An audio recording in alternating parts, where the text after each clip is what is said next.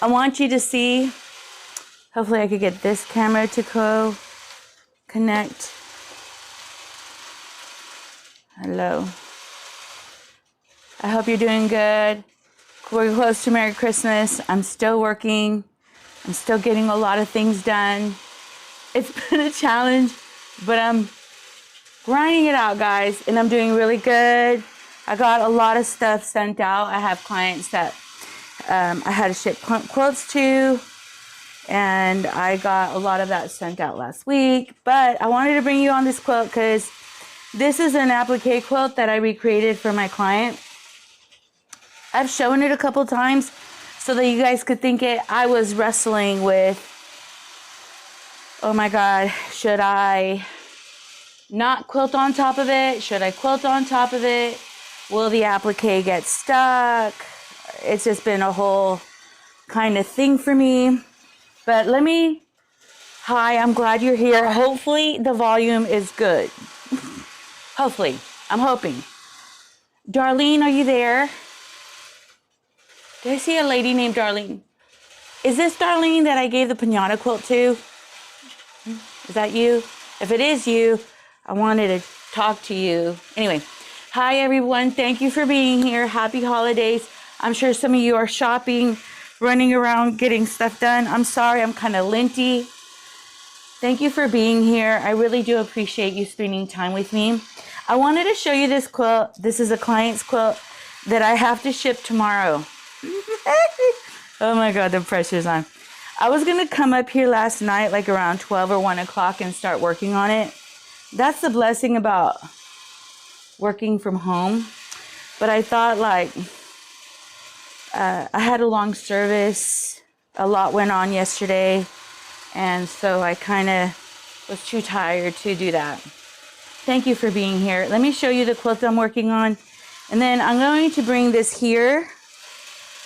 And hold on. I was going to teach my husband. Yes, okay. Oh, sorry, I'm moving it. This is an applique quilt. I was going to clip out and not quilt on the applique at all. I literally transferred this from a torn quilt onto brand new fabric.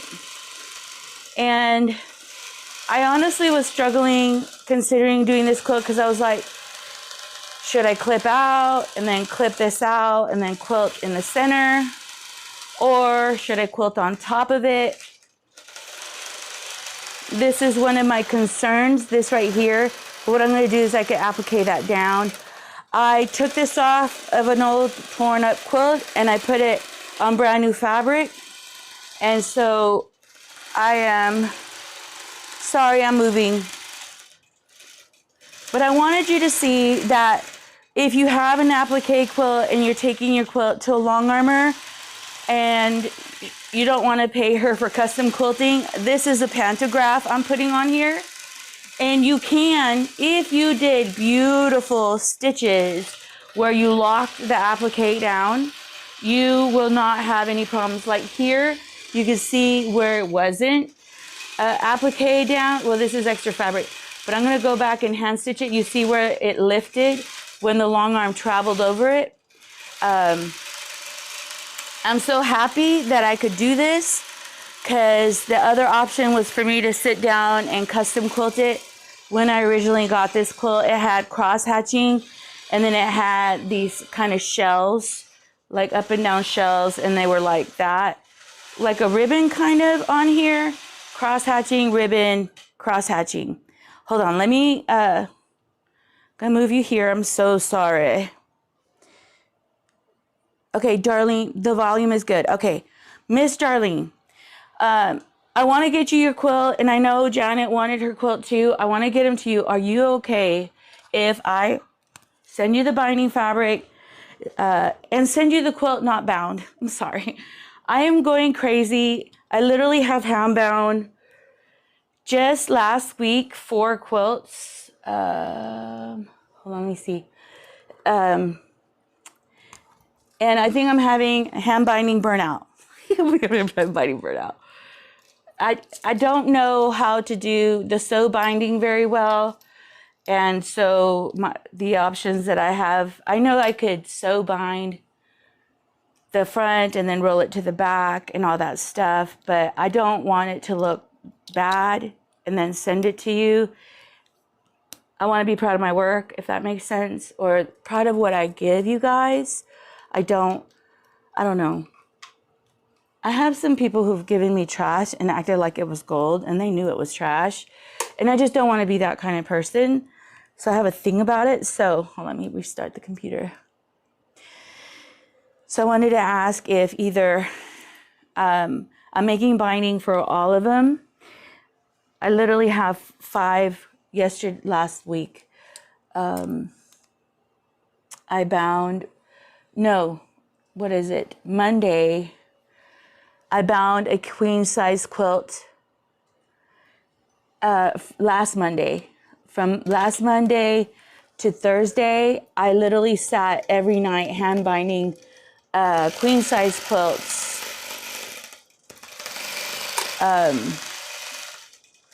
And yeah, my hands, I'm not that old. I'm 54, but my hands sure did take a hit.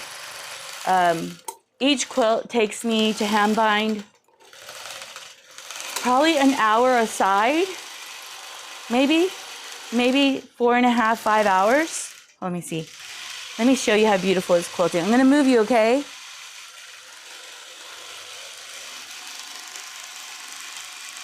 Look how beautiful it quilted over the applique. I asked my client, because this quilt was made in 1974, or this. It looks, I literally recreated a quilt top exactly like my client's. When I got the quilt top, this area was like a big giant tear. It was torn open. And I had to undo it, unstitch it, and then I literally cut this out with a 1/4 inch on each side, and then I rolled it and I hand appliqued this whole thing. I think I showed you guys in other lives, these leaves were torn up, and I thought I could do what I did here, which put embroidery floss to kind of fix that hole. And when I put the needle through the fabric, it just shredded on me.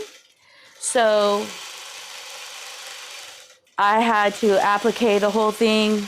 And I think from here to here probably took an hour to applique. So 1, 2, 3, 4, 5, 6, maybe 7 hours to do the inside, and probably 8 hours to applique the outside. But this is what the top looks like. I had to add brand new fabric underneath the base. And the only thing that's original to the quilt I'm replicating is this. The lady did beautiful work. This quilt was given to my client in 1974 on her wedding anniversary. Let me move you here. Okay, you can do the binding. Okay, I got your address already. I was looking up you in Messenger, and I was like, how could I was going to message you back, ask you if it was okay. Thank you for being here, darling. I will try to ship yours and Jeanette's, because Jeanette said the same thing. Just send it to me. Y'all do the binding. I even think I have some of the fabric I was going to consider putting on the binding.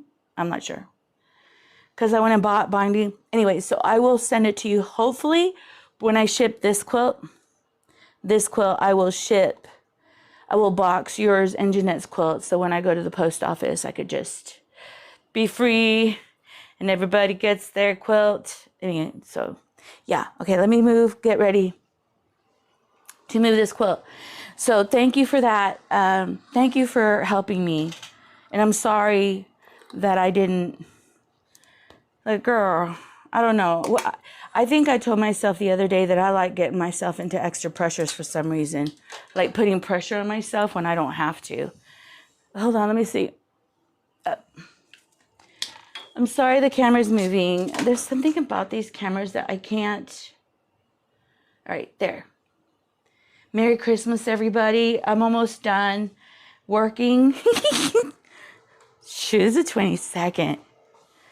I told my client that today I would be shipping this quilt out.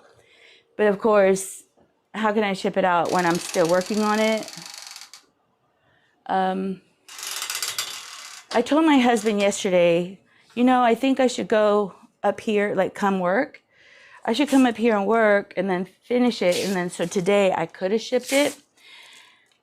But we had service and man, service took it out of me. Like after church, I was like so tired. We had beautiful service too though. Let's see. So let's see. Okay, I don't know why it's doing that. Come on. Span out, whatever camera this is. Sorry. Is it this one? Okay. That. I don't know why this is like this. Okay, whatever. So let me keep working and put this together. There's this AI feature on this dumb cameras that if it sees a face, it will follow the face and then, but anyway, y'all heard enough about my camera debacles. So today, plan of attack is 1, to get this quilted. I also didn't measure my borders the way I should have. So hopefully I don't have where they bow out or bow in, hopefully. I was working last week and I ended up having to call Gamble again. That was fun. If you ever want to consider buying a Gamble, let me tell you about Gamble. Gamble machines never usually break on you. I've had mine since 2000, where I've really used it since 2009. I bought it January 9th, 2009. When I really started working the machine, I started working the machine probably in 2010. Hold on, let me get the camera to, come on, 2010. Hold on, let me move you here. Okay. And I've never had problems with it. This year, I guess some people don't want me to get my work done. I had issues where the machine was misaligning on the computer program. Another thing I had is that, I'll show you when I came back to work last week sometime to get, and this is like pressure type of work because I'm having to ship these quilts to my clients. The stitch wouldn't, the stitch quality was really bad. It wasn't stitching right. So hold on, let me bring you here. Hopefully this camera will there you go. Why are you giving me problems? Okay, so, and I was talking about in the other live that I really do hate calling Gamble. Honestly, I hate calling any warranty kind of thing, kind of peeps or people, because, oh no. It takes a while for them to get to you. You're also really nervous because something went wrong. So you're not in the best quality of mindset when you're dealing with problems, especially, let me just say, when you do this as a business. I had to call my client and tell her, you know what, I don't think I'm going to get your quilts to you. And you sound so unprofessional.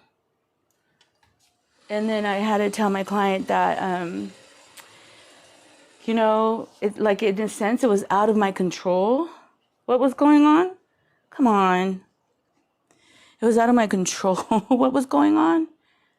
You should have seen me sweating. My stomach hurt. I was panicking because I had to deliver or ship 5 quilts to a client. And I think I had 3 of them done, but not the last 2. The stress of it is so horrible. Okay. So just know this could be a stressful gig. It really can be a stressful gig, especially when, please do not, hi. It could be a stressful gig because, you know, these are like Christmas presents that they're wanting you to accomplish for their clients. Hold on. Come on. Get out. Get out, please. Move. All right. I'll let you see. I'll turn to the quote in a minute. It really is a stressful gig. Let me just be clear. Okay, I think that's good. Let me open the door for my dogs.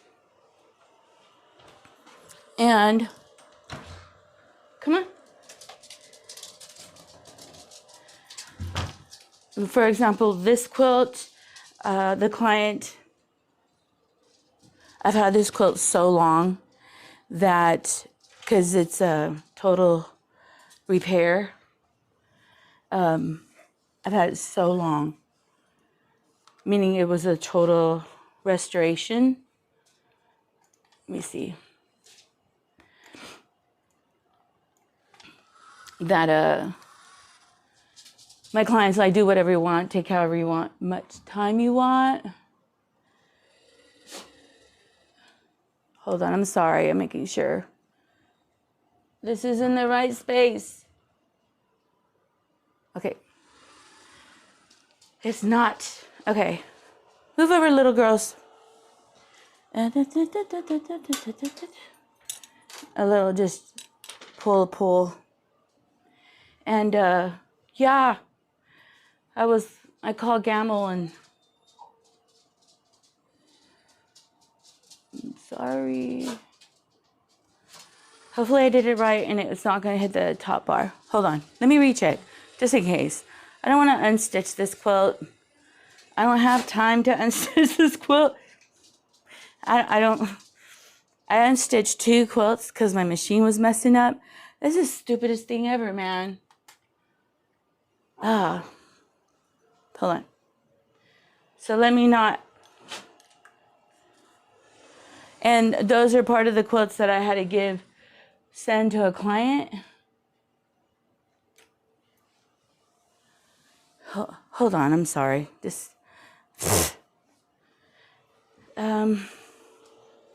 The design's not lined up right. That's why you're seeing me go back and forth. Like, what is she doing? I'm afraid right now, since that design did the belly bar stuff and started hitting the top, I panic now. If I don't have at least maybe 1.5 inches from the back of the bar. Come on, machine. Come on. Stop. And it was misaligning last week, so I had to unstitch 2 quilts, so that was fine. I fixed that. I fixed the misalignment issue. I'm gonna let you back in. You guys are a lot. How annoying. Go, get out. Get out. I'm not going. And so now if I'm measuring everything, I'm like just panicking if there's a misalignment. Because, you know, girl don't want to unstitch today.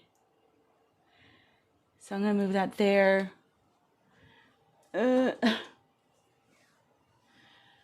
Don't break the thread or puncture holes in the machine. So Lorena's trying. But I'm almost done. I think this and another quilt is the last quilt that I have to get done for my clients, which is here. But this one's a big one because I have to ship this one. I have to ship this one and have it completely done, like no all binding. All right, let me just start. I think we're good, guys. Let's start the long arming. So this is what the quilt looks like. Do not change, please. How's your Christmas? How's your spending money? How is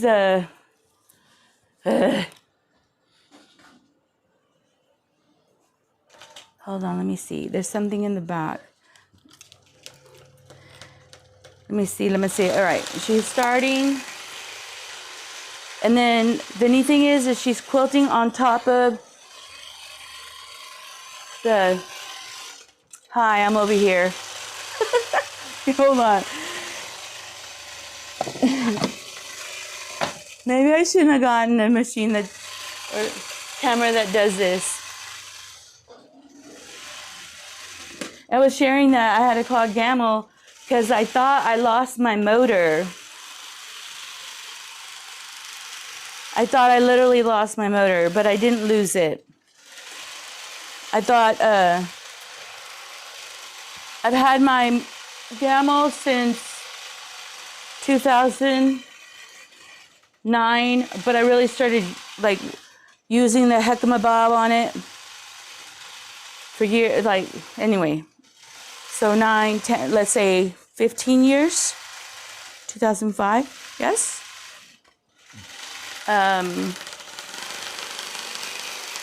I buy parts for my machines all the time.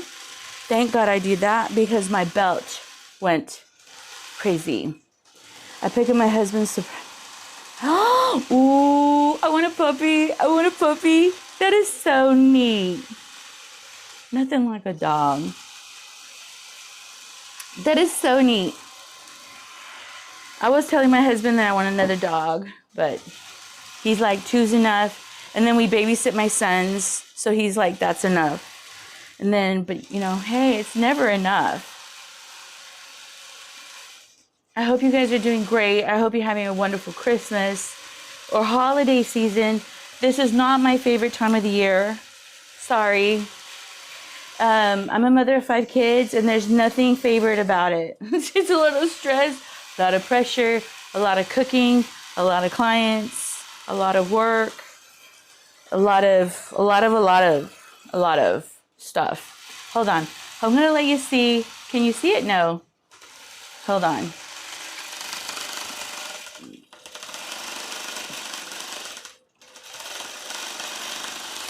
Is that better? Probably not. Is that better? Yes. A little bit.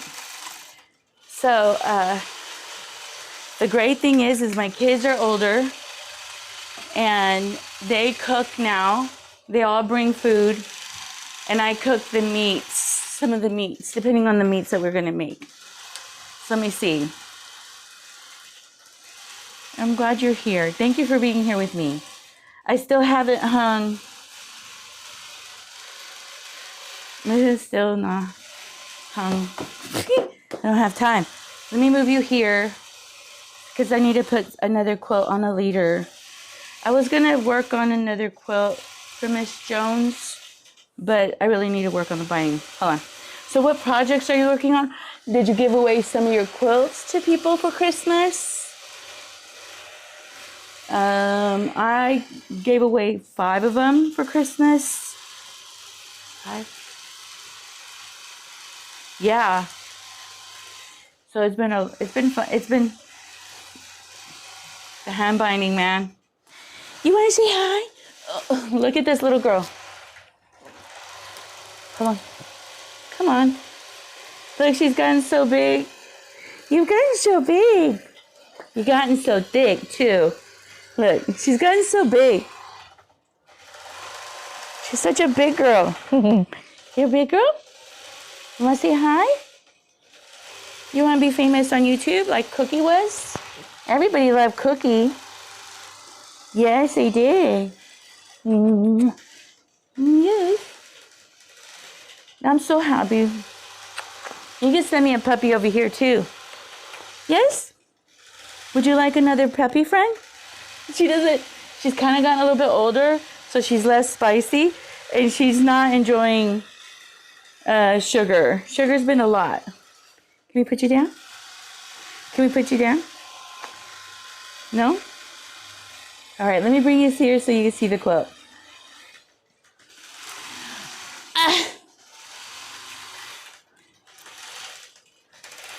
So this is what we're doing. What are you guys working on, may I ask? What projects have you been finishing? May I ask? Let me close some curtains so the lighting on the cameras are better.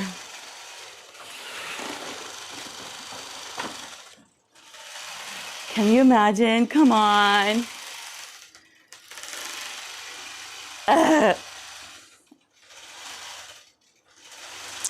Oh, I wanted to share with you guys something. I didn't bring it up because I didn't think I was going to do a live stream today. I did not have planned for a live stream today at all. I just decided, you know what, like I'm up here, might as well go on. I haven't been posting videos that often.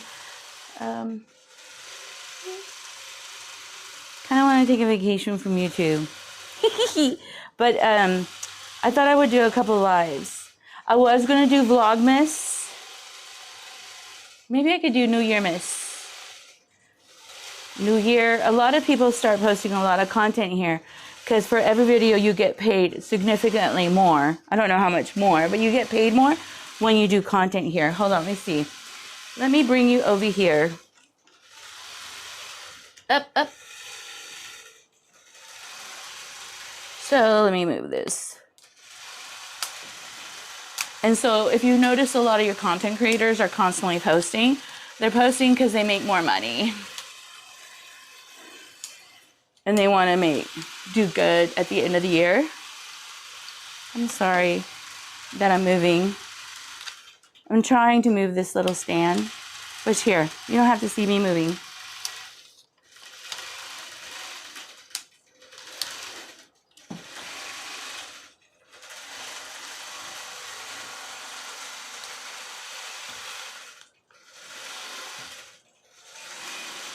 You want to go outside?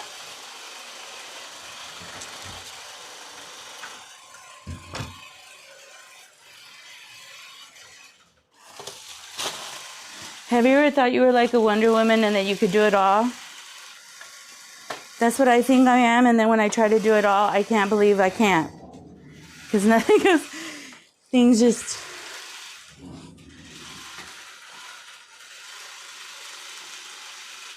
Sometimes I can't believe I can't. I can't do it all. I'm trying to, though. I'm trying to... Okay, let's see. I'm going to put this binding on that purple quilt. Is it showing me right? Then, on this purple quilt. I'm trying to... I started working up here at 12. I had to... I started working here at 12. What time is it? I had to take a quilt off and then replace. Have you got and replace it with this one so I could work on this one.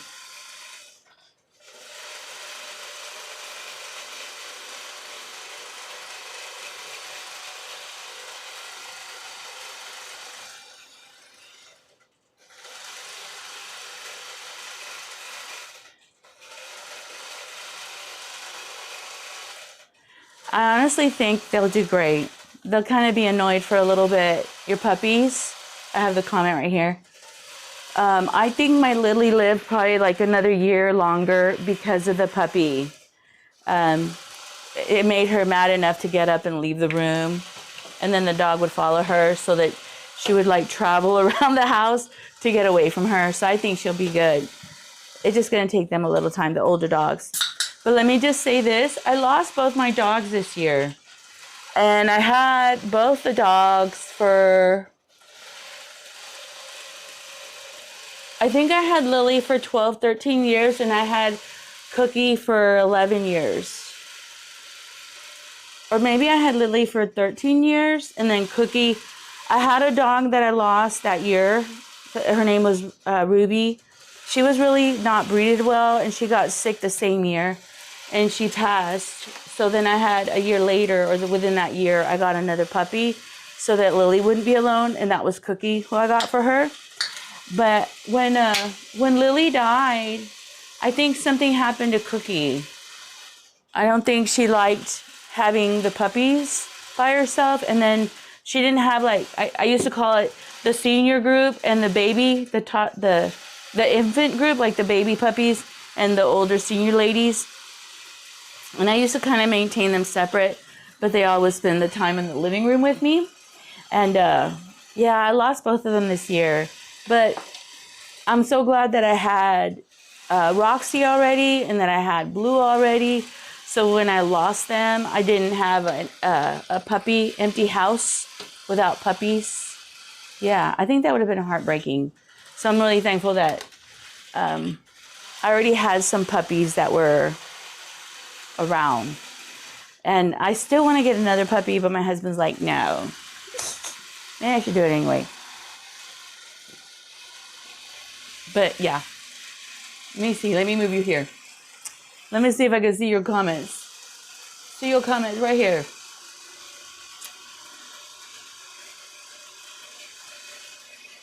Thank you so much, Rhonda. Thank you so much. I wish you a Merry Christmas too. I pray that you have like the best Christmas ever, all of you. I pray that you guys like, I don't like Christmas because it's a big grind for me. And then after Christmas, I feel like, and then I have to get ready for New Year's. So that's a whole thing. And then, what else? So it's kind of like a lot, and I really do like my life. I like my life. I notice I'm the kind of person that likes regular, everyday kind of days.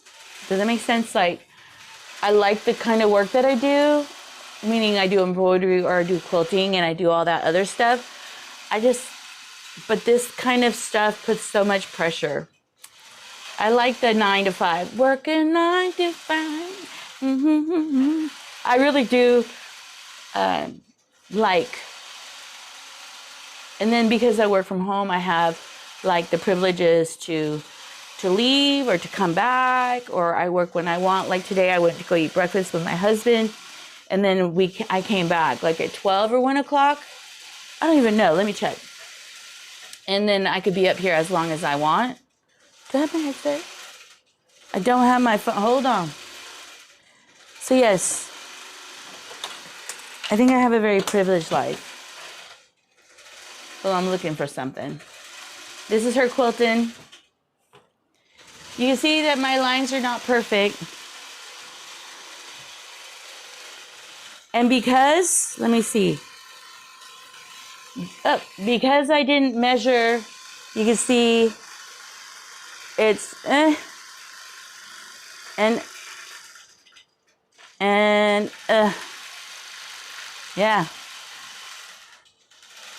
I didn't measure the border to square off the quilt.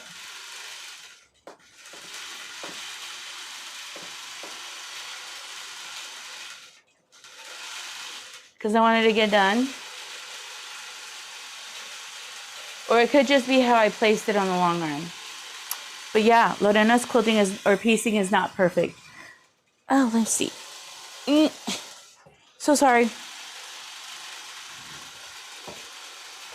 So I think I may stretch the fabric. So what do you do when you have that, right? I'm going to stretch the center of the fabric and pull it down or pull it through so that I can make a straight line. Hopefully the fabric is that yielding, submissive. If not, I will wet the quilt, pull the quilt when it's wet, meaning when you have a wet fabric tends to have more likeliness to want to stretch for you. So I may stretch it because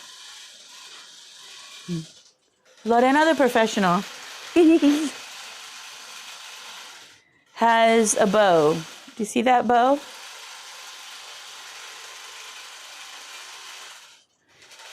And so I'll show you how I fixed it. I really wanted to show you in this video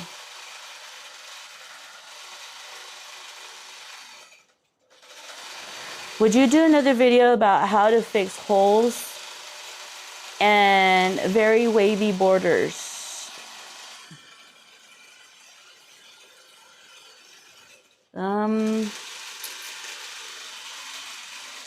There's two ways that I fix holes. One is I applique on top of the fabric. Two, you could put fabric underneath. You could put fabric underneath it with a lightweight interface. And let me show you how I would do it. Hold on. I do have interface here. Is this interface?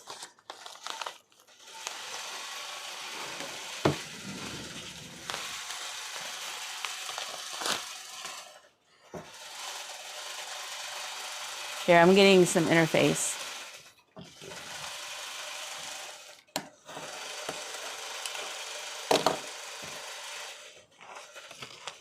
And my question is, are you asking this based on a quilt top or a quilt?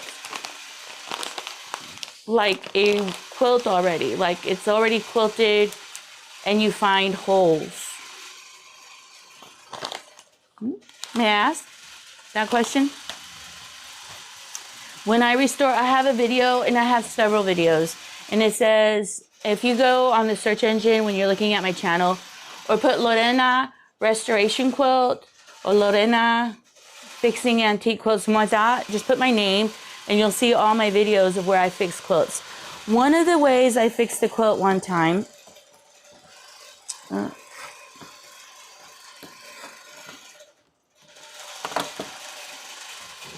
one of the ways. So this is lightweight interfacing. And so for example, this quilt, the client gave it to me where the quilt was all shredded, completely torn apart. And there was like a big giant hole or like tear on it. And there's no way I could have fixed that. One of the things I was trying to do is save the border fabric. But when I started unstitching all the, like tearing, because it was put together like the top, the batting, and the back. When I started like unsewing the top from the batting and from the back fabric, that fabric was so fragile that any little type of pull, it just like shredded. So there's no way you could kind of save some quilts. But you can save elements of the quilt. For example, that beautiful, it has this beautiful, what is it called? Anyway, it's something that you put on the door. That beautiful green and purple that goes around. It had holes, it had a lot of holes. And the way I decided to do is trim around it, and it became like a big giant circle that I pulled apart from the quilt. The fabric wasn't torn underneath and the applique wasn't torn except where the stems were. And so I just kind of took it apart, and then I built a new top for it to lay that, what is it? Wreath? That wreath back down onto fabric that is like solid fabric. But there's times I did a restoration quilt. I did a restoration quilt a long time ago, and what I did to that restoration quilt is that I put some interfacing. It's a one-sided interfacing. It's sticky on this side. It's like flat on this side. I literally used Elmer's glue to stick it. Elmer's glue does not gum up your sewing machine. So some of the glues that are out there that you use for applique, I don't like. I like Elmer's glue because once you heat set it, it's like a white powder and your needle will never gum up. So I would use Elmer's glue to stick it to the thing, and then I would literally iron it to the torn fabric. But this is where the top is loose, and the top is where I could get to the underside of the top. And then what I would do is I would turn under the tear, and it's called like reverse applique, kind of. Reverse applique, where the fabric is underneath and you're reversing where the tear is, and then hand stitch it down. And you do see that there's kind of like, it looks like a little ringworm around it. It's not, but it's your hand stitching where you stitched it under, and that literally locks in that hole. Another way that you could do it is the same process. You get your fabric, and I had a quilt back fabric that I did a quilt for a lady, and I think I saw tears in the fabric, and I ended up putting like little circle appliques, little tiny circle appliques on that fabric because I think I saw the tears. I told my client, I'm so sorry I put that fabric on the quilt and didn't know that I had appliqued little circles on the fabric. But you can literally create a circle or a rectangle and then lay it down and then turn it under. I recommend you use Elmer's glue stick too that way. But what I recommend is you form the shape first. So you form, you know, like the underside, and then you create another underside. And what I recommend is you use starch and your iron. Y'all want me to show you how to do that? And I'll show you in a minute. And you can like literally make a rectangle that's folded in already, so you don't have to needle turn under. Some of you don't know how to do that, or it's hard for you to do that. And then you stitch this seam as if you were stitching binding. It's just a regular stitching binding. And so those are ways that you could fix holes. There is some ladies, I mean, I'm sure like there's videos where you could suture, like pull the thread and then suture, and then when you pull it through, it literally attaches itself. I don't know how to do that. So let me just tell you, I've tried that and I don't know how to do that. So this is the way I fix holes. I had a quilt, an antique quilt sent to me, an alphabetical ABC quilt, and it had applique of the alphabet letters, and the fabric was torn. And so if you're working on antique fabric, especially that you want to restore, my recommendation is that you go back and on the square blocks, I did a video where I took it all apart, took the blocks apart, washed them all. And the reason you want to wash your quilt is so that you know if it's a viable fabric. For example, whether you know it or not, I washed when I did the center with the white and the lavender, and I'll come up to it so you can see it. I literally went and I put this part, this to the back. I don't want you to follow me. Why are you like this, man?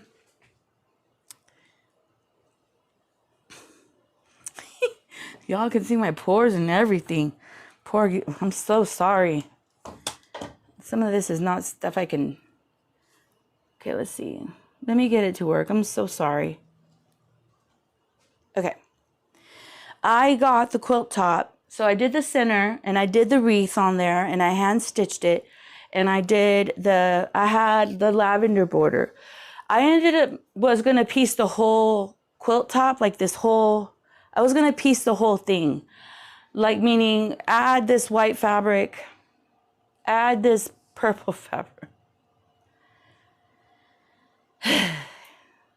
Oh, Father. How frustrating is that? Please stop. I'm trying to tell it to stop. All right, we're here again.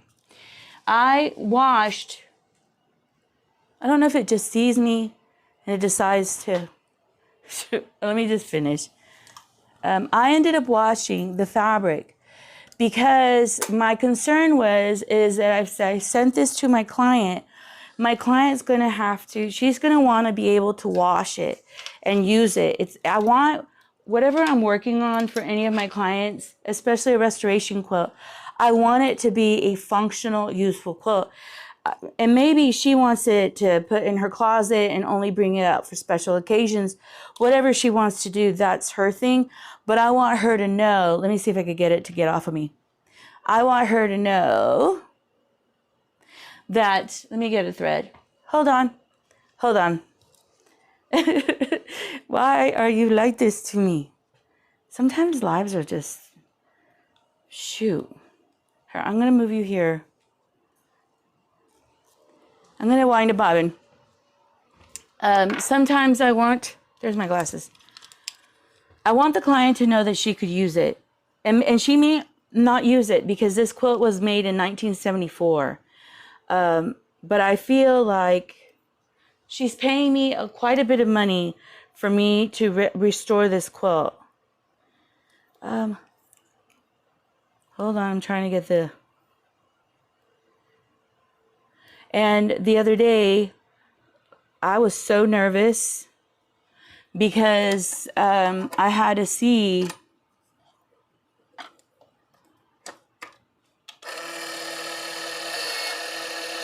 All right, I had to see if the fabric was even viable to... If the wreath, the applique that I did, if it was even viable to use. Like, if it could be a quilt. That's what I'm trying to say while I'm trying to work. Because I did the ABC quilt. I think it's restoration of an antique quilt. That ABC quilt, I made it in such a way that that client could use it. And as a matter of fact, she said her great-grandchild is using it, which is really neat. You want to make sure that the client can have a quilt that's functional. For me, she's paying me quite a bit to rebuild the top, and she's paying me quite a bit to look. It needs to look exactly like the... Oh no, that was dumb. Thank you, Lord, enough for paying attention to that and not doing that. I almost took it off and rolled it, and it's not done quilting. Girl, what you thinking? All right, hold on. So I washed the center. I washed the wreath, and I went ahead and washed it and put it in the washer, and I put it in the dryer. Stupid ass cameras. Hold on. Because, sorry. Because I want to make sure that it's worth the quilting. I think it's not fair to give a client a quilt that when she washes it, which she's going to wash it one day, the quilt itself is just shredded and falling apart. So if you ever find antique quilts and you're like, well, I don't know if I should wash them, I really do recommend that you do wash them, because then you know it's worth quilting, and then you know what you need to fix. A lot of times, people that find antique quilts, they do not wash them and they're not washing them when they get them, and they smell gross. And I know there's another lady here that she washes them in a tub and she like swishes, swishes, swishes. No, I put it in the washer. I'm not that 1950s domesticated kind of girl that that I would be hand washing that quilt. I want a quilt that I could put in the washer, and I want a quilt that I could put in the dryer, because that's how domesticated I am. I don't have time to old time it, the way I say it. I don't have time to old time it. No, no. I literally get the quilt tops, shove them in the dryer, shove them in the washer. Oh, let me see. Come on, new. There you are. I put them in the washer dryer. I wash them by themselves. Okay, hold on. I wash them by themselves on a gentle cycle, and I put a lot of Downy, and I wash them with Tide.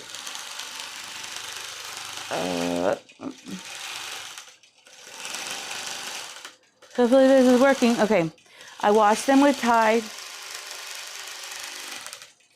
Let's see. And I put them in the dryer, and I let them go through the dry cycle by themselves. And then I pull it out if it survived it. I have a couple antique quilts somewhere here.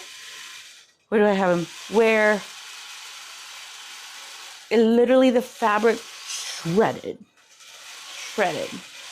And a friend of mine was telling me, well, why don't you just quilt it and then wash it?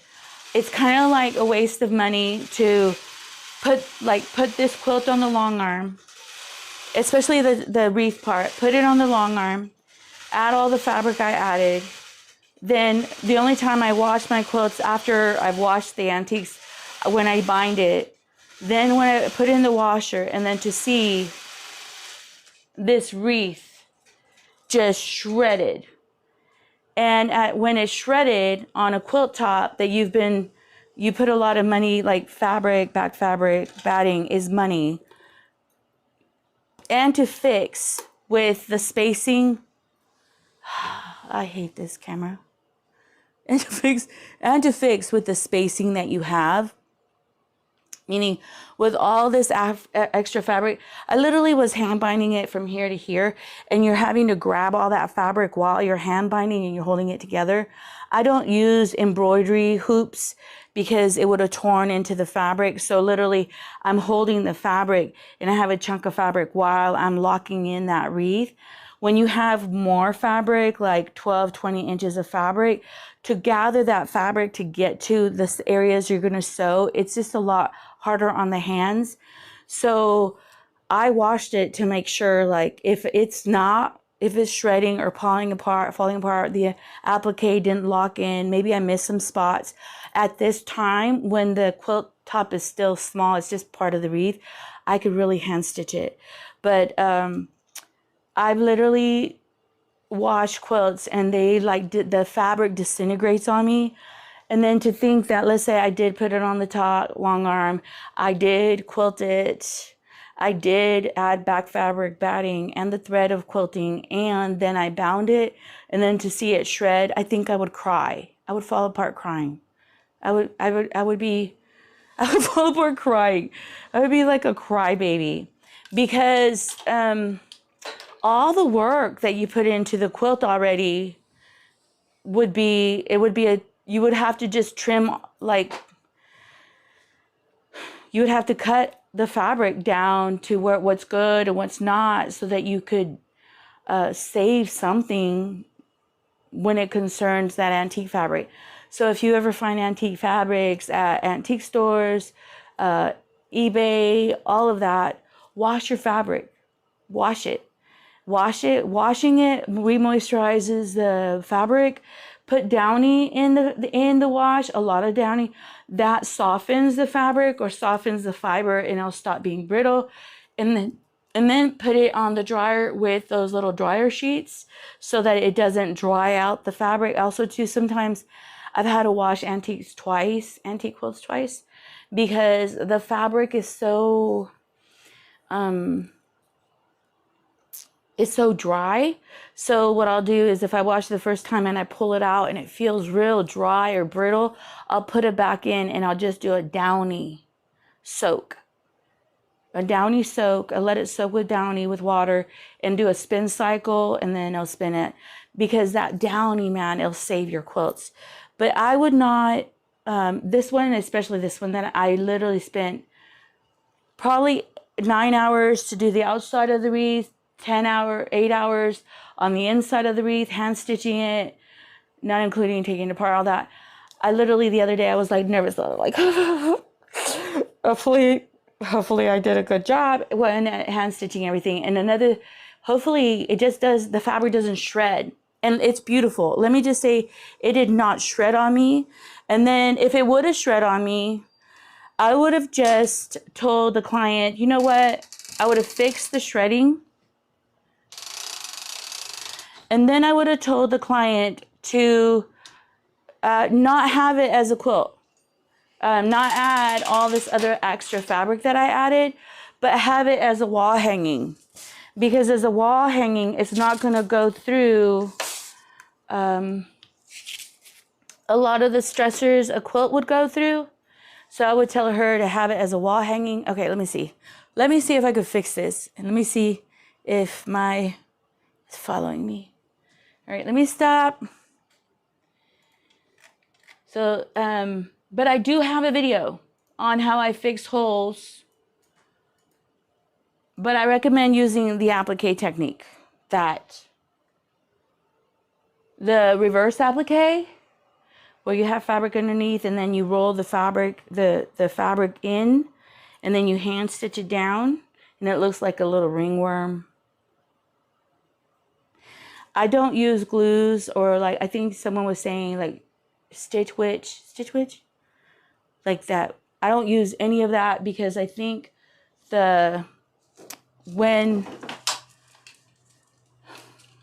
it makes that area look dirtier, kind of. I'm being honest. It also too, that glue, man, that glue is real, it gets real hard. Let me see.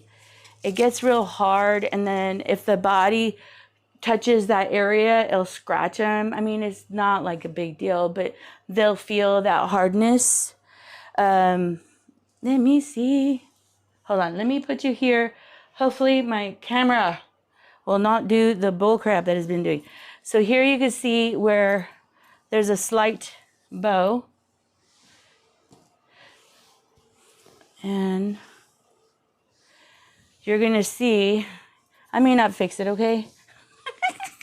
Also too, when you have white batting and white fabric, get rid of any lints underneath so that you have nothing underneath. Let me see. Let's see. I don't know, you could kind of see the bow. Gosh, I'm sorry guys. I don't know what the hell's wrong with my camera. Hold on. I guess it likes looking and coming in, looking at my dumb face, man. But, how annoying. I think I need to get, like, my other cameras, too, that just don't move. They don't have no AI in them. I think this AI stuff is neat because it looks like someone's with me and someone's filming. Kind of neat. But then it's like my videographer, like, don't go up so close. This is stupid cameras. Okay, so hold on. But let me see. So yeah, if you find antique quilts, just put them in the washer, and then you'll see if they're worth quilting, or if they're worth paying a long armor to quilt them for you. Because it's gonna be sad if you pay a long armor, what, for a twin, maybe like $120. For a queen, you're paying her $190, $120.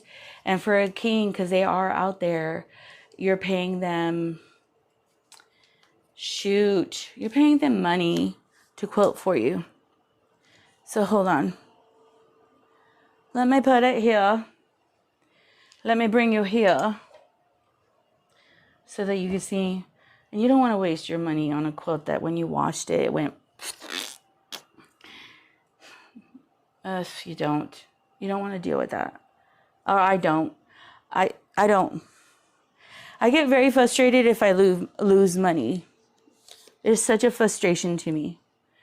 No, if I lose money,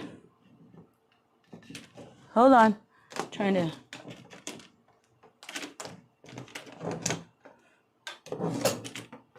Look at God. Okay, you're gonna see what I'm doing. Hopefully, this camera doesn't jack me up like that one is. Hopefully, hold on. She's like getting on. I don't know why she's doing that. She's so annoying. Okay. He says on a quilt top, stitch witchery. Is that a glue? May I ask? Is that stitch witchery? I thought you could use like for fabric that frays. Am I wrong? Or that's how I've used it. So like say there's a fabric and it's fraying a lot. Like, hold on. Like this. You know how it's, right? And then you put that stitch witchery and then it stops this. It stops it. Am I wrong? When I did the applique for this current quilt, I hand stitched under. Let me see. Hold on, I'm trying to do something. Trying to get the camera that I moved over there so that you can see it. Look at God. Almost done, guys. Look at that. Okay, hold on. Nope. Lorena. I'm trying to get you to see the quilt, not me, but yeah, hold on. But I need to pull this. So that's how I use stitch witchery, or what is something like that. People use it also to hem their stuff, hem their clothing. Am I wrong? Think? All right, hold on. She's like, what the hell is this lady doing? I'm distracted. Believe it or not, I'm a really good concentrating kind of person. I get a lot done. But not when I'm doing lives. This is not when I'm doing lives. So let me move you here. Trying to get the... I'm really frazzled when I do lives for some reason. All right, let's stitch. Let me move you here.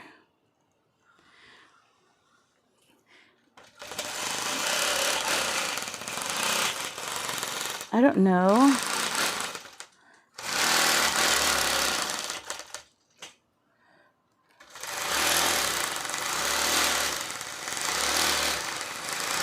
You see how I'm pulling the fabric? Trying to get rid of that bow. And if the fabric was really wet, if the fabric was really wet, I would get rid of that bow and then straighten it. But when you get the fabric wet, you have to be careful because you have to make sure that the fabric that you're working on is now dry so that the needle and I'm almost done. Last row, guys. Are any of you traveling for the holidays? I'm so grateful that I don't have to travel for the holidays. Oh, come on. I am a homebody. I do travel, though. The last 3 years of my life, I've traveled more than I've traveled in the last 30. When I was young, I traveled a lot. I traveled every summer. Hold on one second. My dogs. I'm going to ignore my dogs. Stupid dogs, man. All right. You see me pull the fabric down? And also, too, when I pull the fabric down, you also can see I'm trying to straighten down that line.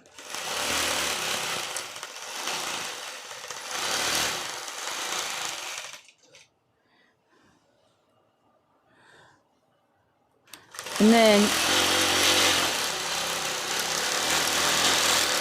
like when you see this,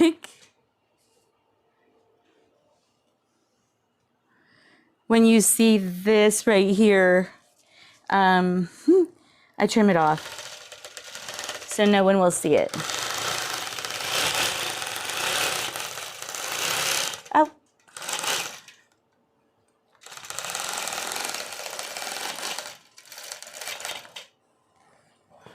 Wow, what are you doing? Okay, do you see that right there? Maybe you don't. Do you see that right there? This is where there's, so it's my quilt. I didn't measure the border, and what it is, I have a lot of fabric, and what I need to do is sew this on the opposite direction so this fullness travels down. So here's my seam ripper. I love the seam ripper. It's my favorite seam ripper. I got it at a Tooltron. They're only like $2. These are, if you have quilting friends, give them one of these. I have done giveaways to my subscribers. My dogs are scratching the dumb door. Getting my concentration. Okay, so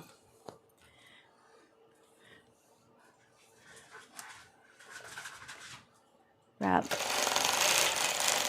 And if you notice my finger, it's dragging. I'm literally creating a feed dog. My stupid dogs, man. Sorry.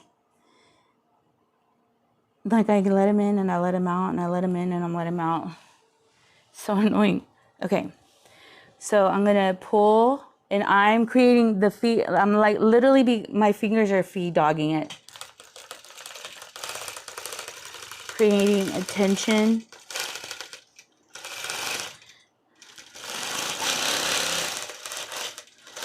And all that wonkiness that you're seeing on the edge, like all of this, I will trim off and square it out. But let me just say, I love this. If anybody wants, they're the best. Let me bring you up, okay? So you can see the quilt. The line's not bad now. It was really bad earlier. When there's no pressure or tension on the quilt, that slight doming is going to disappear. And you're not going to notice it when the quilt is completely free. I could have pleated on the borders on each side. I could have pleated on the border over here. Like, because this is where I have a border. Could have pleated there, and I could have also pleated here. Like here. But because I was able to stretch it and pull it the way I did. And then do you see this feathering? That and iron will clean out, but I'm not going to iron it. It's not even worth the iron. All right, so let me move you here so you can see what I'm doing. And then maybe my camera will realign. All right, hi, how are you? I may travel this one. Oh, may travel from one couch to another. Amen. Me too. That's funny. That makes me laugh. Okay, thank you for making me laugh. That's really hilarious.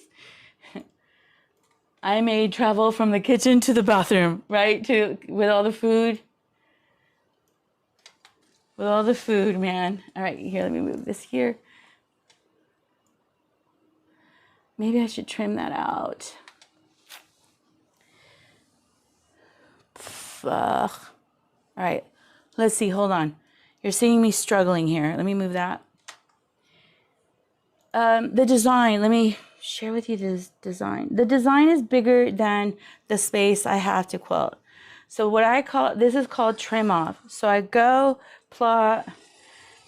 You want the design to continue to be the same size as the quilt. What I did is, hold on.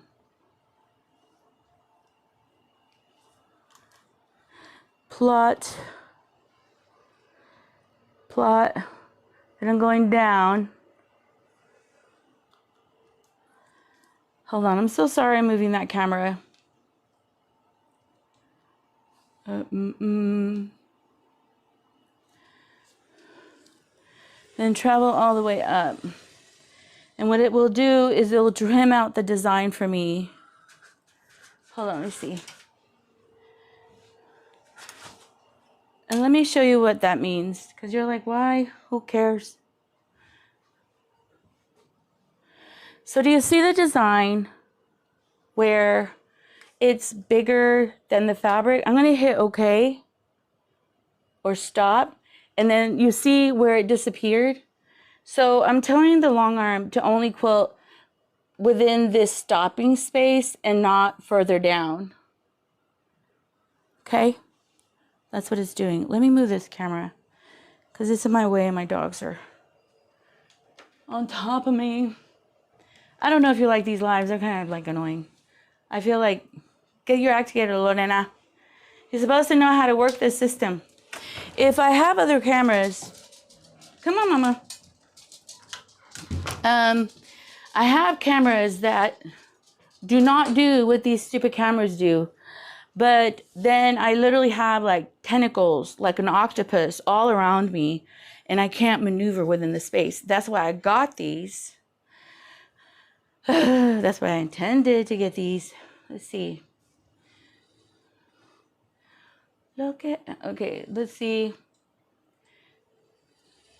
There's this. I want to make sure, like, I'm checking placement. I'm sure you. Let me roll it a little bit. And I don't want to trip over things. And then the dogs, they're a lot when I'm here because they're tripping. They could trip over the cords and then, you know, y'all will be toppling. Hold on, let me see. Hold on, okay? I think I got it. Then nuh-uh, you get out of there, little turd. This little dog, I was working and she was full of mud. And she ran up on a quilt, and it was a client's quilt, don't tell them. It was, and just like 3 seconds, I'm just being honest, 3 seconds. She ran in, cluck, cluck, cluck, cluck, cluck, and dirtied a client's quilt. And she dirtied the back fabric because I was trying to put the leaders on there, and I had to wash that fabric before I quilted it because I was freaking out. But anyway, so she's not allowed here. She's not allowed in this room. Come on, travel to your spot.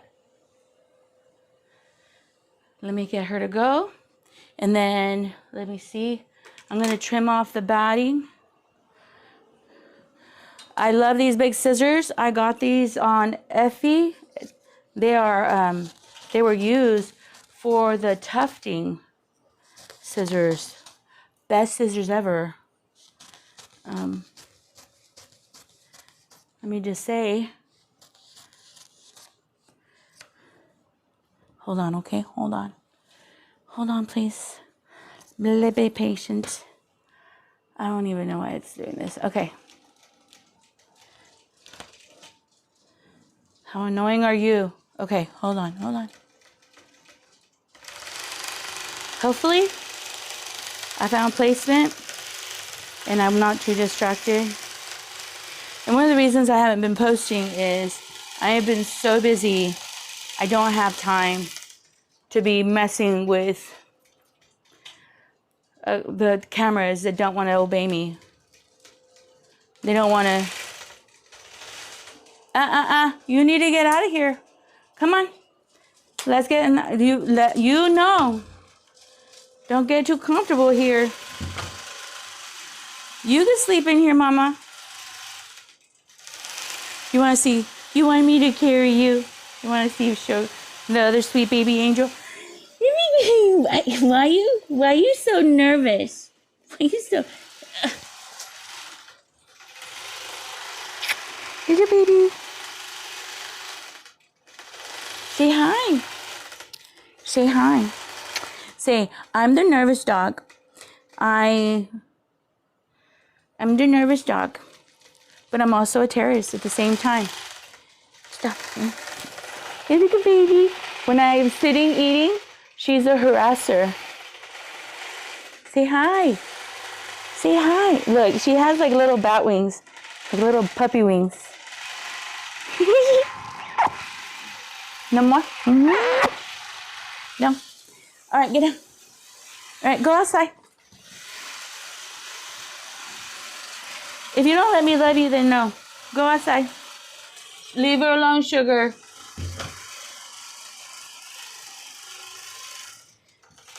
Almost done, guys. Almost done. I'm not done yet. I still have to do the binding, trim the quilt, make a box or find a box small enough that the shipping is not crazy.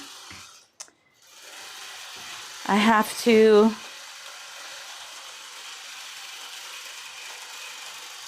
contact my client. I already did, what did I do? I already did a label for this quilt. Let me see what else. I had Herberts. All right, let me get you down. So cute. Is she sweet? Is she adorable? All right, let's see. Let me see. Okay, it's following me. No, she's the sweetest, Blue. I don't even know why my husband, well, she's called a blue. Her skin is blue underneath. It's kind of neat. I've never seen a dog with blue skin. But anyway, she's a pain in the butt. Let me see. What else are you guys doing? Talk to me. I don't let animals in my sewing.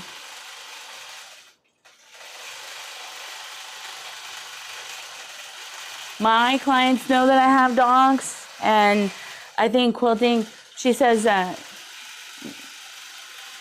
she didn't let animals in her sewing room because some of her clients are allergic and you don't want them to get sick. My clients know I have dogs. Sugar is the one that's like more of a trouble. She'll like run up on stuff, but the other two are more trained. They stay under, I have a mat underneath the table, and they tend to sleep there like Cookie used to keep me company. Lately, I've gotten, ever since the mud debacle, and it wasn't a lot of mud, but still I was so frustrated because instead of just putting the quilt on the leader and getting the job done or getting the quilting done, now I'm having to deal with taking the quilt off the leader or the back fabric and then washing the fabric and then scotch writing the fabric to make sure that everything comes off and there's nothing on there. So it gave me like more work. But usually my dogs are really good. They're really good. But there was a muddy day. So last week I did not allow him here at all because I didn't want to deal with the floor being all dirty and muddy. So yeah. But I know one client, she doesn't,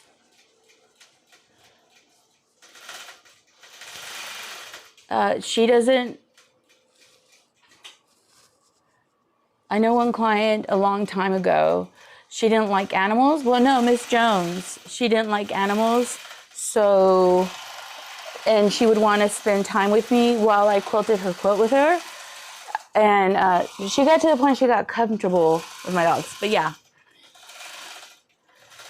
it is a personal reference. I also have gone to long arm quilters. I remember getting my quilts quilted by a long arm quilter where her whole room was a hoard.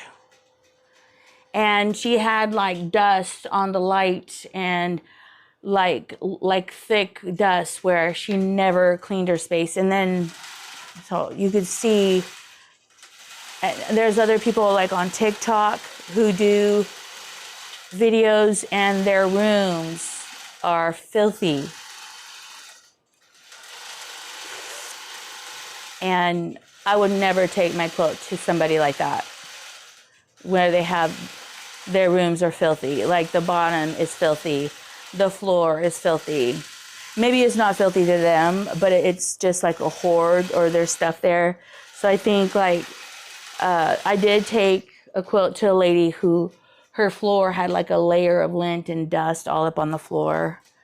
And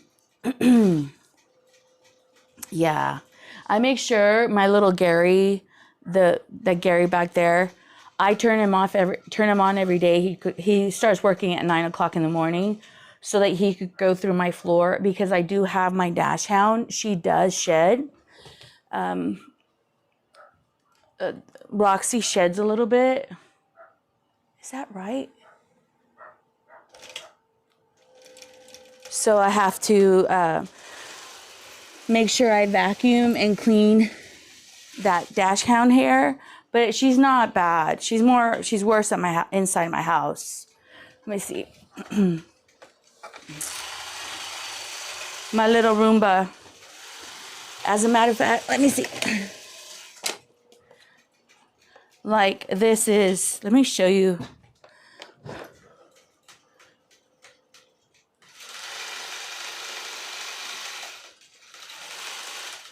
Let me show you my Roomba. I go and I call him Gary. Okay? Gary. He has some, and I gave him a character. He has energy, he has attitude. Gary he fights with curtains. He fights with my thread spools. He fights, and sometimes Gary takes personal days, vacations where he won't work. But what I try to do is I use Gary a lot. If you're a long armor and you have, I even think it'll work on a carpet.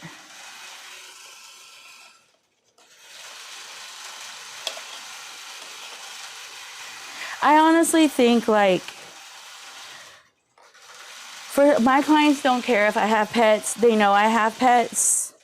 And a lot of my clients love pets. So if my client was to say, like her clients have allergies, I would accommodate them. And I would accommodate my clients. I really would. But I have never had a problem. Other than that day where it was muddy outside.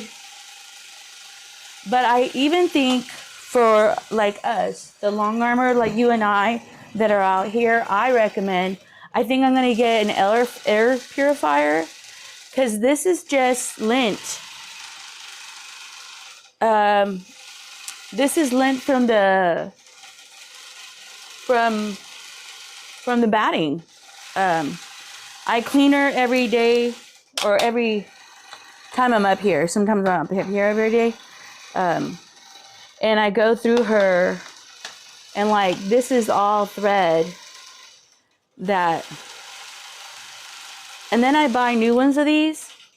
But I was thinking for us, the long armors, or when you're working, I don't even think the batting is good for us when the batting is being punctured by the long arm and it's in the air. But I use Gary, my little Gary. I love Gary. And I clean Gary, and then at night before I leave, or while I'm here long arming, but right now I don't want to play her because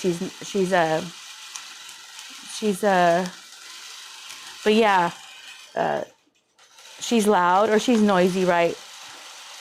And you're already listening to the long arm. So imagine listening to long arm and then listening to Gary.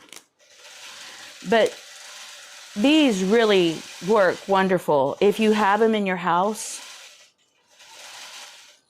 I have another one that I have in my house that I need to set up, but I really do like having them in here, especially with the lint. So if you're a long armor and you have a lot of lint, I recommend a Gary. And this is the first one. So now they're cheaper. I used to get, there is different ones where you don't have to clean them like I'm cleaning them. And, but if you have, like even in your sewing room, you know how you have that thread everywhere? But yeah, Gary is wonderful. I gave him a persona. He has a personality. I talk about Gary fighting with my curtains. I was telling my kids that I was thinking of wanting like you know, that air purifier that you don't have to, an air purifier where you don't have to replace a filter. I think you just take the filter off and wash the filter. Like, I'm thinking,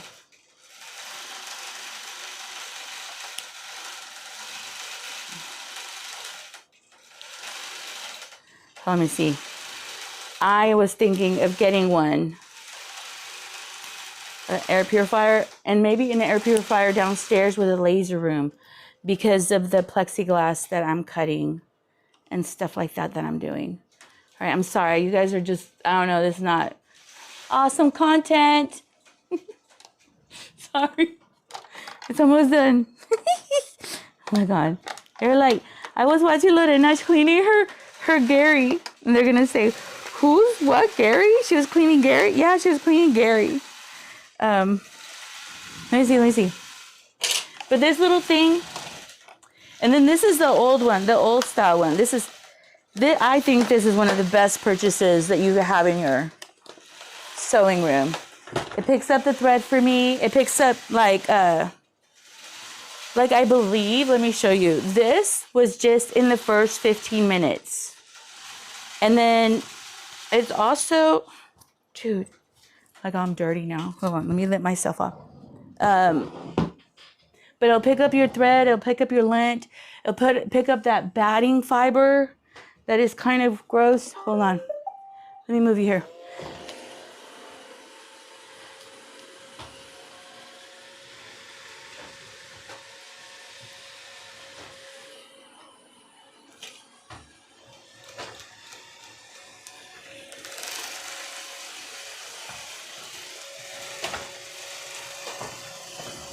Gary starts fighting with everybody. Hold on, let me see. All right, go, Gary. Go, Gary. Clean my room. Clean my room. All right, I'm almost done. I'm going to show you the quilt, and then I'm going to let you go. I don't think you want to see me do binding. Okay, and then Deborah and Jeanette, I am going to probably get a box and start shipping your quilts. Hopefully this week, if everything goes right, and I find a box that fits the quilt, and if not, next week for sure. Now that I don't have to worry about the binding, oh my God. I feel less pressure. All right, hold on. Come on, Carrie.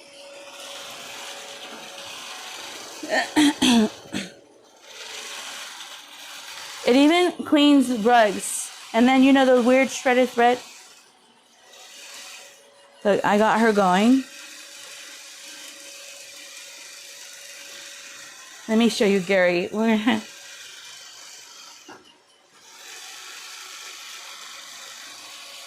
you see how I have thread on the carpet? A lot of times she'll pick it up.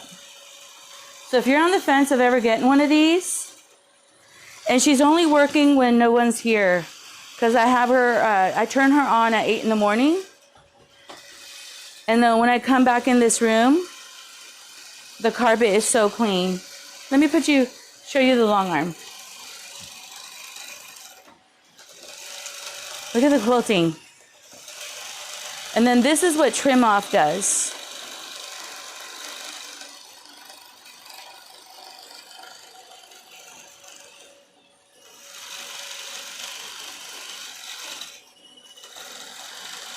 Best content ever. All right, we're gonna wait for her to finish, okay? Is that okay? Are you guys ready to go? Because I could let you go right now. Let me see who else has been up here.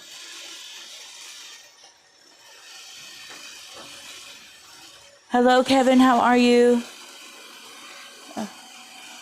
I love your comment.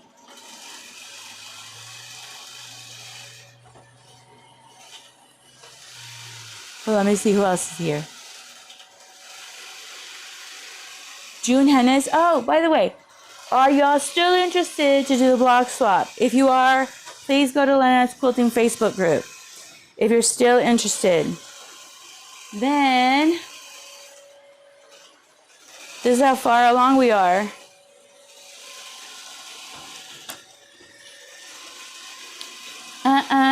If you are, please let me know. Hi, Becky. How are you? Hopefully you're still here, Darlene.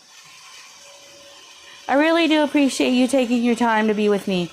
And hopefully today is not a very long day with me.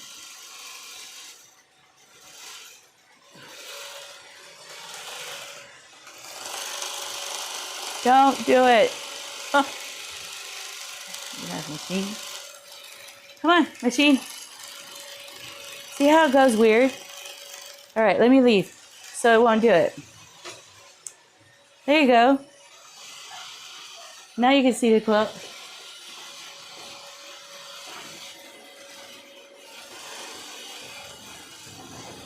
I'm gonna go downstairs and I'm gonna go get me some coffee. Some coffee. And then I'm going to put binding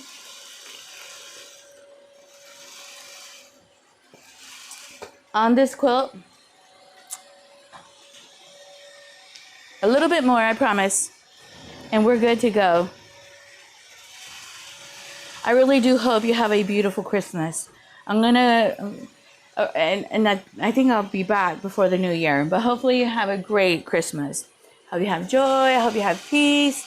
I hope you feel loved. I hope you feel seen. I hope you feel heard. I hope I get rested. That's what I want for myself. I hope that what I love about Christmas is I get to spend time with my kids and just sit and enjoy them, and they could sit back and not do that grind. You know, life can be a grind. So I'm going to show you the quilt. It's almost done, hopefully. And then I'm going to let you go. We've been here an hour and 33 minutes. Everybody who's been here, I really do appreciate you. What I could do, Kevin, is I could give you my... I think on my Lorena's Quilting Facebook group, Facebook, YouTube, there is a place where they have a panel and it's called About. I have my email in there if you want to email me. Please email me. I am debating if I still want to do the block swap. I think we have 20 people. If you want to do the block swap, it'll probably... We have 2 groups currently. Yeah, because we need 24 people. Maybe we have 3 groups that will do it. I need to design the quilt top and design what we want to do. And then, yeah, we're going to have fun. I'm going to have a great year. I want to go and do a review of how many things I've finished this year, because I wanted to do 1 thing a month. I threw that and then, ew. But I did get a lot of quilt tops done. I think I want to just share like what a blessing it's been to give away queen size quilts to random strangers. But I also want to share like the problems that came with it that are so unexpected.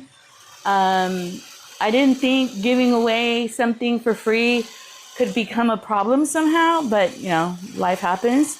And so I want to do that. And then we'll see how this Christmas goes. There's some family members that I have not talked to in years that are communicating with me now. We'll see how that goes. So we'll see. But let me show you in a minute, okay? I'm going to unroll the quilt. I'm going to turn you around so that hopefully Gary doesn't bother you. No noisy Gary. But look, it's only been on for maybe 3-4 minutes. Hold on, okay? Come on, Colcha. No. The stupid camera. It's only one camera. All right, let me see. I'm going to put you over here. We'll talk about Carrie in a minute. Ah. No, do not hit Gary. Hold on.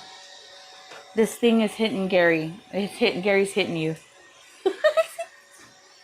So sorry. Hold on, let me see. Why, Lorena? Oh, you want to hear this story? Oh, you want to hear? No, I want to leave. My neighbor came over. She's a TikToker. She came over and picked up a random stranger. And this random stranger is a con artist. And this con artist was trying to force her to let her live in her house. Okay? Hold on, let me turn. Yes? This random stranger was trying to force my neighbor to let her live in her house. And then my neighbor, I got so mad at my neighbor. I'm sitting here and had nothing to talk to y'all about. Sorry. My neighbor, I used to have a ministry on South Presa, San Antonio South Presa, 2618 South Presa. And I used to have a church there, and I had it for 20 years, maybe 23, maybe 22. So I rented from this landlord for years. Anyway, when COVID happened, a con artist took a building next door to us. Why does that matter? He stole my address, and so I ended up walking away. I paid the end of my lease and walked away from that building. I was there for forever. I thought I was gonna die. Hold on, let me see. I thought I was gonna die. Well, what are you doing? Well, that thing is stuck on something. No. I thought I was gonna die having a ministry there. No. Hold on. I know you heard noise. Hopefully I don't fall and kill myself. Oh. So I really thought that I was going to die preaching at that church for all those years. Well, anyway, that neighbor told this homeless person that I used to be a minister and I have money and I have resources and that I would probably house her. And keep in mind, I don't know this person. I have no idea who this person is. I've never met her, never talked to her,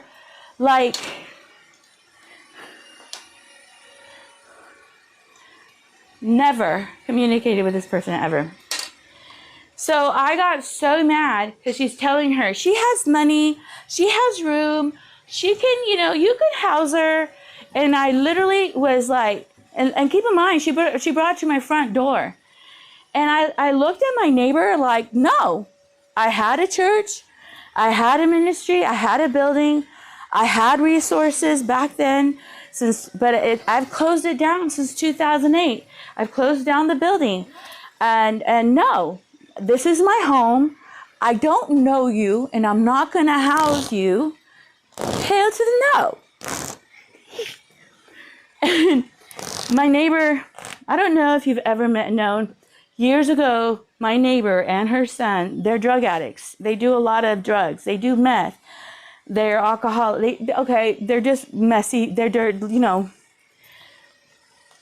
He did meth or codeine, and he actually coded, and I was doing a live, and her sister was screaming at me, and her sister was screaming at the door. Her grandmother, grandmother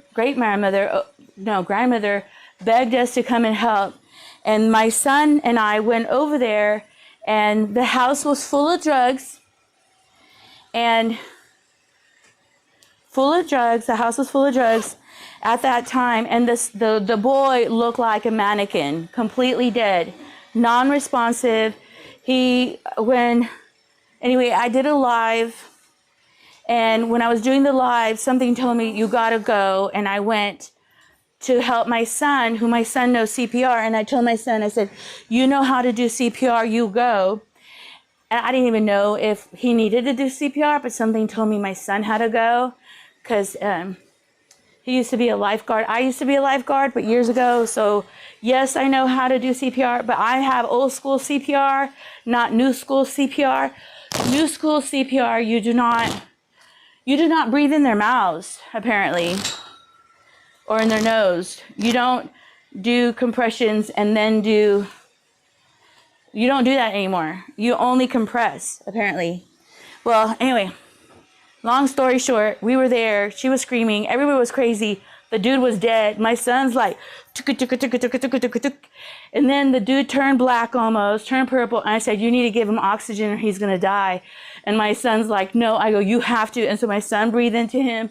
The guy came back to normal color. Anyway, this is my neighbor. That's who I'm talking about, who brought a homeless person to my house.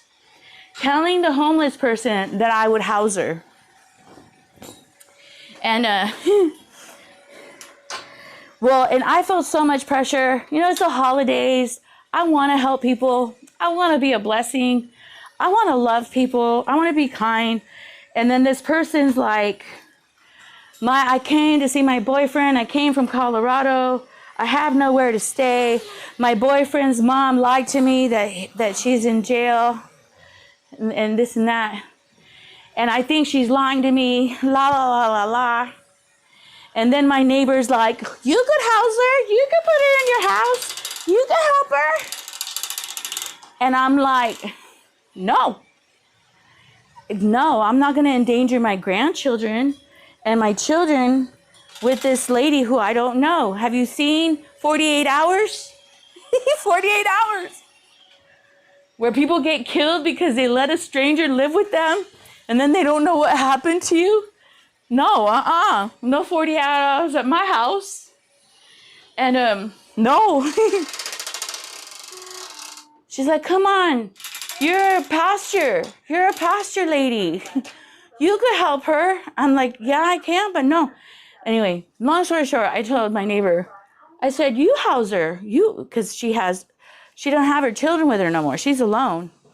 And I put it on my neighbor, like, you house her. Since it's so easy, you take her in.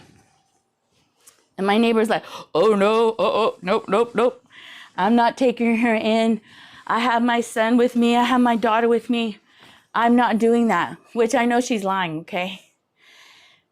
So anyway, it comes to find out that girl that was trying to get her in her house, how do I join the block swap? Please go to Lorena's Quilting Facebook group.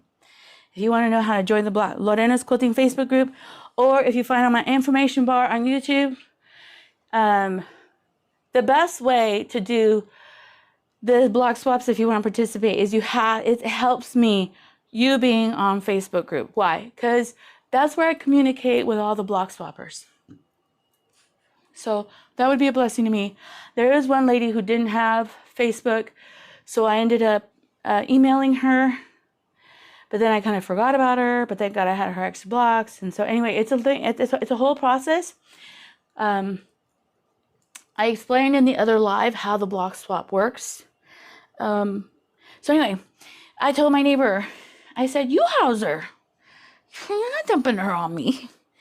And anyway, my stomach hurt. What came to find out is this girl's a scammer. She tries to get herself to live in your house, and then she becomes a squatter, and you can't get rid of her. But the other part that's more dangerous is this girl is dating a known robber, known home robber. He robs homes, and what I think she does is she scouts senior citizens or older people, and she gets them to convince you to help her because she's desperate and she's homeless and she's this and that. And like my neighbor, she took her to her home, she fed her food.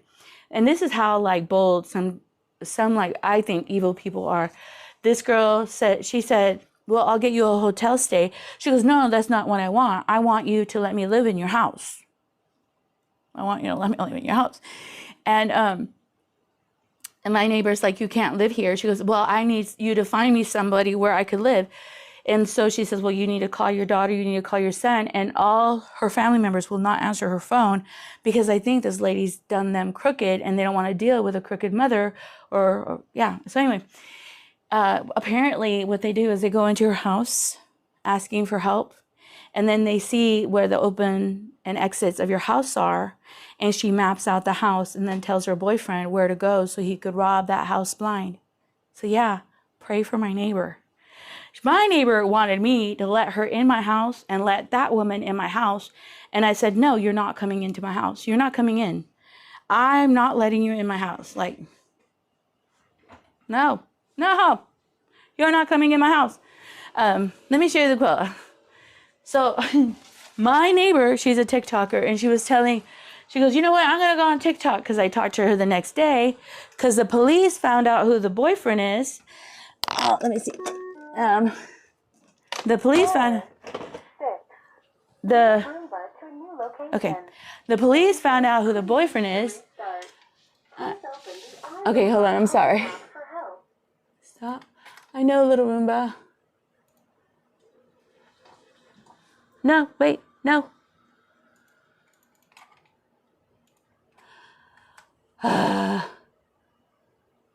Cancel. I don't want you to do that, long arm. Why do you want to do weird stuff when I don't ask you to? Sorry, I'm trying to turn off my machine so that... Cancel. What I'm trying to do is just really turn off my computer. Shut down anyway. Okay. The reason I want to shut down everything is because I'm done. And I want to show you the quilt. And I also want to share with you, like, in the amount of time we were right here like 5-10 minutes. Maybe 5-10 minutes. So yeah, my neighbor throwing me under the bus. So look. And you saw me clean it. Right? It's freaking scary. Freaking scary. And then... apparently there's this place called Arlen's. It's like a little grocery store. There's a whole bunch of little senior citizens that go there, okay? It's walking distance from their house. And it's like a janky little grocery store. It's janky, okay? And apparently she walks around Arlen's begging for money from people. But the police officer said that apparently the mother of the boyfriend had to go through the whole process of evicting this human being out of that house because, like, she was telling my, look at this. She was telling my client, or my neighbor, she was telling my neighbor, like, I'll work and I'll pay rent from you. And I'm sure that the only reason that she got evicted from the boyfriend's mom's house is because she did the opposite. She didn't work. Yeah, scammer. So I was so mad. Okay, tell me, do I have a right to be pissed off at my neighbor? To be pissed off, I mean, I'm mad at her. And then what I'm mad about her is that she's telling somebody, yeah, she has money. Yes, I have money, but I'm not a rich person. I'm not a very wealthy, I'm not a millionaire. No. I have some income and I have like a little hustle business. Like I do work here, but can I make a decision and house? And the girl looked like she was a 60-year-old lady, but she was really 42. And you know, when you do a lot of alcohol and you do a lot of drugs, they look kind of worn out. Their skin looks, they just don't look good. They look like they've been through it, or they put their own liver through it. Look at that. Mm-hmm. Good job, Gary. Hold on. And so, yeah, my neighbor, and what I felt from my neighbor is that my neighbor was trying to, like, I think she found out that this lady was a liar and that this lady was a problem. And so I think what my neighbor wanted to do is have me, like, deal with her. She didn't want to deal with her no more. Let me show you this quilt. Look how beautiful. Hold on. Look how beautiful the applique quilted. So yeah, my neighbor brought a con artist and a scammer to my house and was telling her that I would house her. And when I said, since it's so easy for you and for the lady, I go, you take her in. You know, you're the one that found her and you're the one wanting to help her. You take her in. And my neighbor's like, oh no, I'm not doing that. No way. I have a senior citizen of a mother. And she does. She has a mother who's like 89 years old in her house. And isn't that beautiful? I think that's beautiful. Now to the trimming and the binding. And the lady's like, I can't believe some people. The lady literally turned around and she said, I go, well, what? My neighbor goes, hold on, my neighbor goes to her and says, well, what I could do for you is I could get you like a one-night stay in a hotel so you're not by yourself. And maybe you could find your brother and your daughter. And the girl goes, no, that's not what I want. Because then tomorrow I'm in the same place. I'm still having to ask somebody else to help me. Well, anyway, I told the lady, I said, this is what I could do. I go, I'll give you a $25 gift card because I bought gift cards to give away for the holidays and stuff. And I said, oh, I could go ahead and give you a gift card. And I go, so you could Uber yourself to a shelter because from me, you will not live with me. You are not staying in my property. The answer for me is no, no way, not happening. And so I gave her a $25 gift card, and I go to my neighbor. She'll, because my neighbor was with, go ahead and go home because you're not going to stay on my property. So they left, and then I ran to the police department, and I asked them here in Schertz, because this is where I'm from, if they had a women's shelter or like a missionary church somewhere where it would house some people. So I went looking.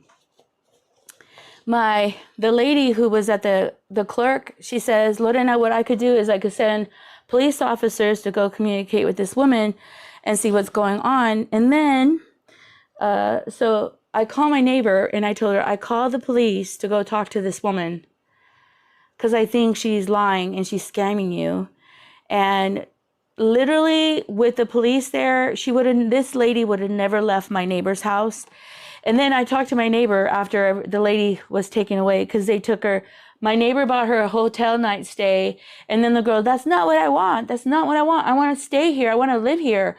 And my neighbor's like, you're not living with me. I have my family. And I think she could be a little bit more bold because she had the police department. She had 2 police officers helping her get the woman away from her. And when the police came, I told the police, I said, I am really worried about my neighbor. I think my neighbor didn't know that this lady is playing like games with her and is trying to take advantage of her. And I said, my concern is if this lady stays the night there, she may rob her blind or kill both of them. And then they're at 48 hours. And I'm a neighbor being interviewed about what happened, which is not what I want to do. Never, ever, ever. And thank God I called the cops, but I got sick to my stomach because I called the police. I said, I feel sick to my stomach. I feel like I'm getting my neighbor, because keep in mind, my neighbor's on drugs, like heavy drugs. Well, I don't even know if she's on drugs anymore. Maybe she cleaned up. She didn't look like she was high or drunk or anything. I don't know, but my neighbor, I talked to her the other day. She goes, oh my God, thank you for calling the cops for me because I was freaking out. I was panicking. I could not get her out of my house. She literally brought in her luggage and made herself comfortable. And I kept telling her, who can I take you? What? She goes, I was just going to give her a ride home or a ride somewhere. I wasn't going to house her. But anyway, it was a whole thing. So yeah, that was Thursday for me. Calling the police to go to my neighbor. And then the cops are so good here in Schertz that they went and found the boyfriend, and he's a known robber. And this is how they go into people's homes. They check the homes out, and then he knows what house to go to and how to go in and out of the house to rob it. He also knows how many people live in that house. Isn't that insane? But anyway, I wouldn't want to either. Isn't that horrible? That would just be the worst thing. But I got so scared. Like my heart was scared, my stomach. You know when you have like this weird, nervous, anxious, you're panicking inside. And then when I told the lady that she, do they have other shelters? She goes, let me send the police there. When I knew the cops were going to my neighbor's house, it made me more nervous because I don't want problems with my neighbors where they're like, oh my God, you call the cops on me. What kind of, you know what I mean? So I started getting nervous about that. Like, oh my God, did I mess up my neighbor? I don't want to see my neighbor go to jail for trying to help somebody, but my neighbor's hopefully okay. I don't know. I just went into like, oh my God. Oh my God. It was horrible. But I'm so thankful for the police in Schertz because they literally went to find the boyfriend. They went and then they called my neighbor. They gave her his personal phone saying, if anything happens, if you hear any noise, make sure you lock your doors. Make sure that, like you're alert and everything's taken care of. Let me make this move. I just can't imagine like to deal with that kind of anxiety in the holidays. So seriously, thank God I have cameras, because when the lady was in front of my house, I have cameras everywhere. One of my cameras starts flashing on the front door. And before I had it in another place, so I thank the Lord for my son-in-law for moving it. And when she saw it flashing, she looked up and she looked nervous. And from that point on, she wouldn't show her face. But I had videos of the whole conversation, of my neighbor, of her. And we literally got one of my cameras and we're facing it towards my neighbor's house to make sure that if it pings something, I don't know. And I'm like, are you okay? Because she has a beautiful 90-year-old mother. You know, I wouldn't want to see anything happen to her mother. Anyway, sorry for the story time, but I just appreciate you being with me. Please keep me in prayer, because who knows what may happen. But there's some other stuff that happened that's been a bit crazy. But that, to me, was the craziest. But my neighbor was so thankful. She says, thank you so much. She kept talking to the police, the girl, like, no, she said I could stay here. She said I could live here with her. I don't know what the problem is. And then the police officer separated them. And my neighbor said, I never said she could live here. I do not want her here. Can you just please take her out of here? And my neighbor bought her one-night hotel. She used $90 of her income to get her a hotel stay, and I gave her $25 to get an Uber to wherever she wanted. Or I probably gave her $25 so she could party, but that's not what I gave it for her. But anyway, but yeah, it's insane, right? It's insane. I do appreciate you. I do love you.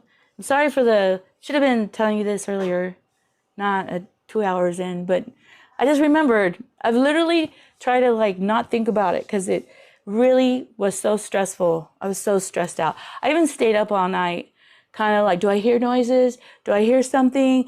Is everything okay? And I stayed up praying for my neighbor, stayed up praying for me and my family, because in an instant, I was literally relaxing. In an instant, that craziness happened. It was so unexpected. But I'm sorry. Bye. I'm going to say bye. Thank you for being with me and helping me with that quilt. I need to trim it. If you do want to do a block swap, I'm going to probably start planning for it. Last year I planned for it now to go into January. I think I'm going to start working on it in January, and then start doing it in February or March, depending on how I feel going into the year. And we're going to have a great year. We're going to have a great end of this year. We're doing great. Yeah. Thank God I don't have a homeless person in my house. I feel bad for the lady too. She was real smart. I would say, well, you could go stay at the shelters. And she started screaming at me and my neighbor. I got raped there. I almost got raped there. And I'm like, but you're willing to live in my house. You don't know what's in my house. You don't know what's in my neighbor's house. You don't know what's in our house. We don't know what's in you or it's in your life. But she has a boyfriend who's a complete notorious in Shirts, Cibolo area. He robs homes. So thank God she never came in my house. Oh my God. So I appreciate you. Thank you for hanging. Yes, it's a crazy world out there, Mom. I love you, Mama. No, I don't want to see myself on 48 Hours either. I like watching, but it's sad watching it because a lot of people have lost family members and everything. It's just horrible. But anyway, I thank you. I love you. We spent a lot of time here. Have a wonderful day, okay? Bye.